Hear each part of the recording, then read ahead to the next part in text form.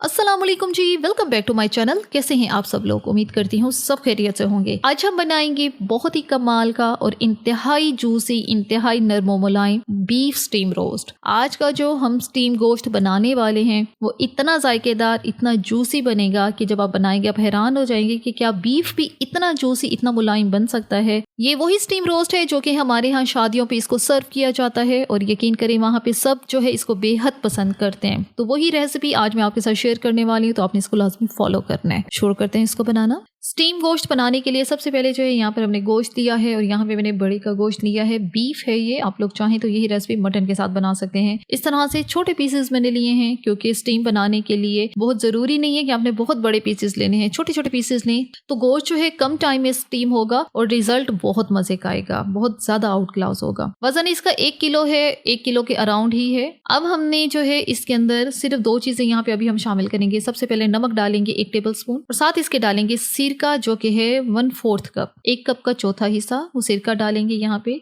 अब सिर्फ नमक और सिरका लगा के इसको हम रखेंगे, रेस्ट देंगे 15 मिनट के लिए। इससे क्या होगा, इसके अंदर जितना भी ब्लड है वो सारा बाहर आ जाएगा, जो गोश्त है वो अच्छे से क्लीन हो जाएगा। अच्छा, यहाँ पे जो गोश्त है मैंने बोनलेस लिया है, आप चाहें तो बोन्स वाला गोश्त लेके उसके साथ भी रेसिपी बना सकते हैं।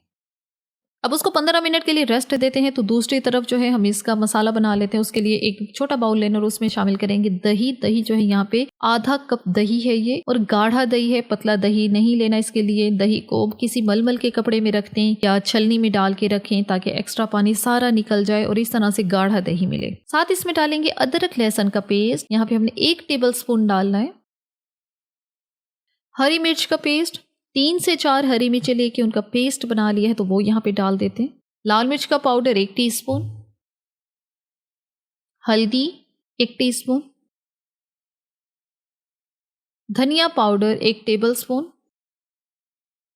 अजवाइन 1/4 टीस्पून, जीरा पाउडर 1 टीस्पून, और एक और चीज़ इसमें डालेंगे वो है तंदूरी मसाला। अच्छा, ये मसाला जो है स्टीम रोस्ट में लाजमी डालें, फिर जो स्टीम रोस्ट बनेगा वो इतना मज़े का, इतना जायकेदार बनेगा कि आप हैरान हो जाएंगे। एक मसाला जो है इसमें जान डालेगा, फ्लेवर के लिए ये काम आता है, ये तंदूरी मसाला है और इसको हम 1 टेबल स्पून डाल रहे हैं। थोड़ा सा इसमें येलो फूड कलर डालेंगे, तकरीबन 1 चुटकी, 1/4 टीस्पून से भी ये मैंने कम डाला है। लेमन जूस डालेंगे, लीमू का रस जो है निचोड़ के वो यहाँ पे 1 टेबल स्पून हमने डाल देना है और अच्छे से इसको हम यहाँ पे अब मिक्स करेंगे। ऑरेंज फूड कलर बिल्कुल ऑप्शनल है, अगर है तो डाल दें, नहीं है तो फिर आप बेशक इसको स्किप कर दें क्योंकि ये सिर्फ कलर के लिए काम आते हैं। वैसे इसका टेस्ट से कोई लेना देना नहीं है। सिंपल आप जो है बाकी मसाले डालें, लेकिन अगर कोई दावत वगैरह पे ये स्टीम बना रहे हैं तो फिर ज़रूर डालें, फिर इसकी लुक बड़ी अच्छी आएगी। ये गाढ़ा सा मसाला सारा रेडी है तो इसको अब साइड पे रखते हैं। दूसरी तरफ 15 मिनट हो चुके हैं गोश्त को और ये चेक करें, सारा ब्लड और जो इम्प्योरिटीज थी वो सारी पानी में आ चुकी हैं। अभी जो पानी है इसको गिरा देंगे और गोश्त को साफ पानी से 1 से 2 बार धो लेंगे। गोश्त को हमने अच्छे से धो लिया है तो ये चेक करें, इसका कलर काफी सफेद सा हो गया है। तो बस अगला स्टेप इसको फ्राई करने का है। फ्राई करने के लिए पैन में ऑयल लेना है और बहुत डीप फ्राई हम इसको नहीं करने वाले, थोड़ा सा ऑयल लें, उसमें हम इसको फ्राई करेंगे। फ्राई करने से ये होता है इसके ऊपर कलर जो है ब्राउन सा आ जाएगा, बड़ा प्यारा सा आ जाएगा। तो एक एक पीस करके सारे पीसेस हम इसमें डाल देते हैं।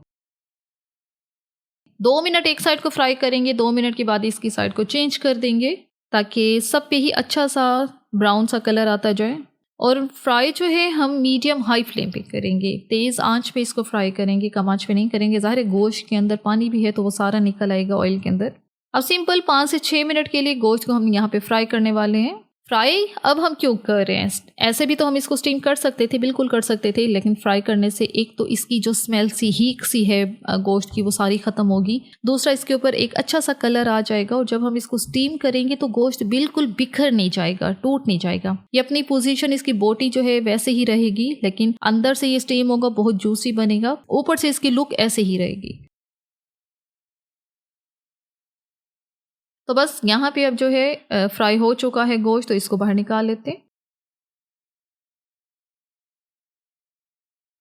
गोश्त सारा फ्राई हो गया है, तो बस अब जो है इसको एक बड़े बाउल में मैंने निकाल लिया है और अब हम इसको पहले अच्छे से ठंडा करेंगे। गरम गरम में ये दही वाला आमेज़ा नहीं डालना, क्योंकि गोश्त गरम होगा, दही डालेंगे तो दही जो है पानी छोड़ देगा, फट जाएगा। इस चीज़ से एहतियात के लिए अब इसकी जो बोटियां हैं पहले अच्छे से ठंडी करनी है, उसके बाद ही दही वाला आमेज़ा इसके अंदर हम डालेंगे। अब इस आमेज़े में हमने नमक का इस्तेमाल नहीं किया था, तो अब इसमें नमक भी डाल देते हैं, क्योंकि नमक हमने पहले पानी में डाला था जिसमें गोश्त को हमने डिप किया था। दही वाले आमेज़े में नमक का इस्तेमाल नहीं किया, तो यहाँ पे इसलिए 1 टीस्पून नमक यहाँ पे डालेंगे और अब इसको अच्छे से मिक्स करेंगे गोश्त के साथ। इतना अच्छा मिक्स करें गोश्त के एक एक पीस को जो है ये मसाला अच्छे से लग जाए, कहीं पे भी ये मसाला रह ना जाए। अब आपको समझ आई होगी दही को हमने गाढ़ा क्यों इस्तेमाल किया है। दही पतला होता तो ये बोटियों के ऊपर लगता ही नहीं, सारा मसाला उतर जाता और फिर स्टीम जो है वो इतना फ्लेवरफुल ना बनता। तो इसलिए दही का गाढ़ा होना बहुत ज़रूरी है, ताकि एक एक पीस के ऊपर ये मसाला अच्छे से लगे। सारे पीसेस के ऊपर अच्छे से मसाला लगा दिया है, तो बस अब जो है इसको साइड पे रखते हैं।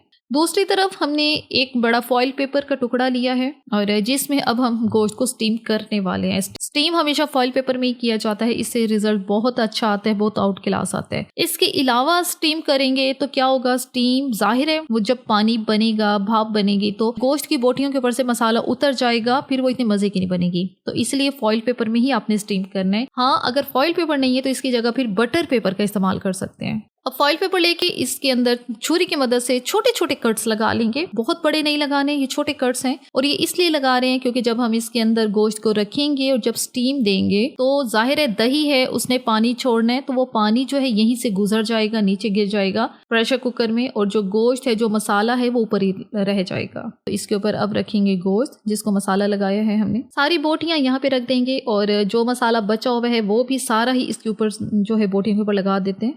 अब थोड़े से इसके ऊपर डाल देंगे सफ़ेद तिल, ये सिर्फ प्रेजेंटेशन के लिए होती हैं, फ्लेवर से इसका कोई लेना देना नहीं है। आप डालेंगे तो स्टीम, अक्सर आपने देखा होगा शादियों पे जो स्टीम रोस्ट मिल रहा होता है, वो चिकन स्टीम रोस्ट हो या बीफ स्टीम रोस्ट हो, सबके ऊपर तिल जो है लगे हुए होते हैं। तो हम भी कोशिश कर रहे हैं इसको वैसे ही बनाने की।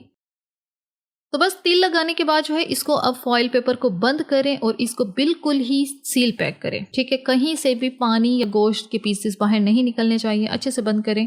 अब इसको रखें साइड पे। दूसरी तरफ जो है एक स्टीमर तैयार करते हैं। आज का ये जो मीट है मैं पतीले में स्टीम करने वाली हूँ। प्रेशर कुकर में करेंगे तो काम ज़्यादा आसान हो जाएगा, लेकिन इस टाइम जो है प्रेशर कुकर जो है वो दूसरे इस्तेमाल में है, तो स्टीम जो है पतीले में मैं कर रही हूँ। एक बड़े वाला पतीला लेना है, उसमें पानी शामिल करेंगे। 2 गिलास 2.5 गिलास पानी लाजमी डालना है, क्योंकि पतीला है, इसमें हम इसको स्टीम करेंगे 2.5 घंटे के लिए। जी हाँ, जाहिर है बीफ है, इसको 2.5 घंटे 3 घंटे लाजमी स्टीम करेंगे तो इसका रिजल्ट बहुत अच्छा आएगा। पानी फिर आपने उसी लिहाज से ही डालना है। लेकिन एक चीज़ मैं बता दूं, पानी जो है इसका लेवल स्टीम वाले गोश्त से कम ही होना चाहिए, नीचे होना चाहिए। ये नहीं कि गोश्त इसके अंदर बिल्कुल डिप ही हो जाए।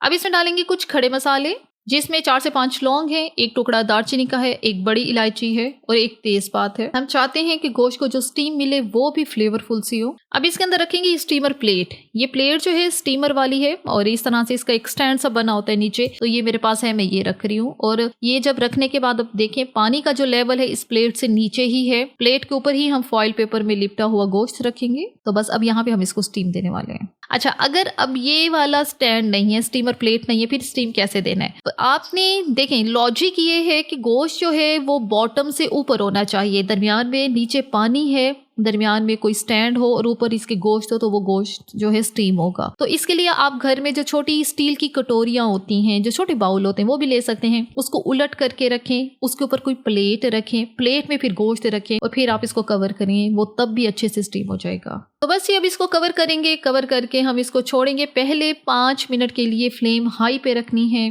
फ्लेम को लो पे नहीं करना। 5 मिनट 10 मिनट फ्लेम ज्यादा हो, ताकि पानी अच्छे से गर्म हो जाए, अंदर भाप बन जाए। उसके बाद फ्लेम को फिर इस तरह से लो पे कर देना है। फिर हम इसको छोड़ देंगे 2.5 से 3 घंटे के लिए। जी हाँ, इतना टाइम देना है। इतनी आंच होगी तो पानी भी इतना ज्यादा खुश्क नहीं होगा, नीचे से कुछ भी नहीं जलेगा, सिंपल अच्छे से भाप बनती रहेगी और गोश्त जो है वो स्टीम होता रहेगा। अगर यही चीज आप प्रेशर कुकर में कर रहे हैं, फिर सिंपल आपको सिर्फ 1 घंटा 1.25 घंटा लगेगा और गोश्त जो है वो स्टीम हो जाएगा। तो मेरी रिकमेंडेशन यही है कि आप प्रेशर कुकर का इस्तेमाल करें, तो वो ज्यादा जल्दी स्टीम हो जाएगा। 2.5 घंटे हो चुके हैं, तो बस कवर हटाते हैं। तो ये चेक करें, स्टीम गोश्त बहुत अच्छे से हो गया है और इंतहाई कमाल का हुआ है। और यहाँ पे जैसे मैं पीसीस कांटे से तोड़ी, आपको आइडिया होगा बोटी किस तरह से अलग हो रही है। तो यही एक अच्छे स्टीम गोश्त की निशानी है। गोश्त बहुत अच्छे से टेंडर होना चाहिए। स्टीम का मतलब यही है कि गोश्त को बहुत जूसी, बहुत नरम बनाना, हाथ लगाने से ही बोटियां जो हैं इसकी अलग हो जाएं।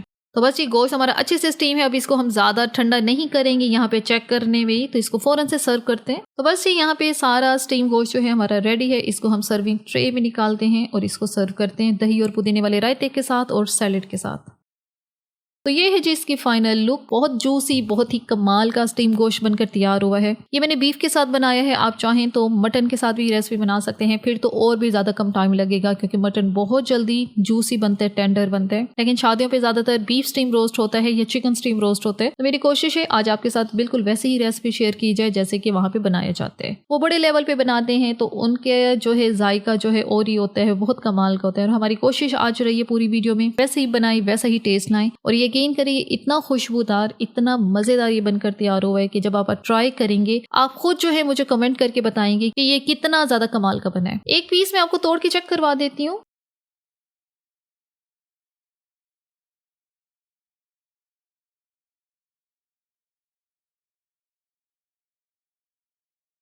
ये चेक करें ये कितना जूसी है, हाथ लगाने से बोटी अलग हो रही है। इसी के साथ ही यहाँ पर वीडियो को इख्तिताम करते हैं। अगर आपको हमारी आज की वीडियो अच्छी लगी है तो अपने चैनल को लाजमी सब्सक्राइब करना है, वीडियो को लाइक और शेयर भी जरूर करना है। Thanks for watching the video.